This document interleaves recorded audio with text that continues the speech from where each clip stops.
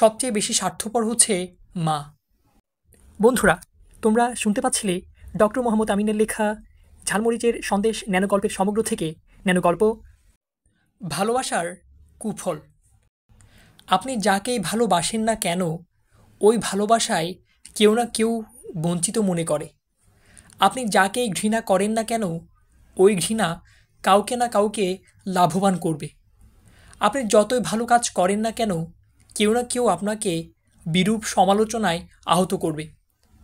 কারণ মানুষ মাত্রই স্বার্থপর, সে কেবল নিজের স্বার্থটাই আগে দেখে। মাও কি স্বার্থপর? সবচেয়ে বেশি স্বার্থপর হচ্ছে মা। কি বলেন?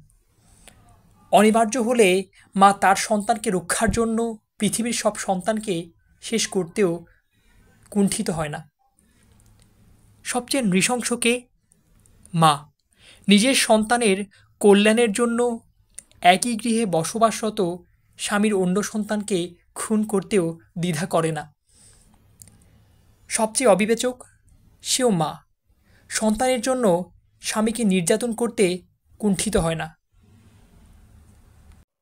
তাহলে ভালোবাসা? ভালোবাসা হলো অন্যায়ের জনক। ভালোবাসার জন্যই একজন আরেকজনকে নৃশংসভাবে বঞ্চিত করে। অর্থের ভালোবাসা, নামের ভালোবাসা, সন্তানের ভালোবাসা, সবটির বৈশিষ্ট্য অভিন্ন।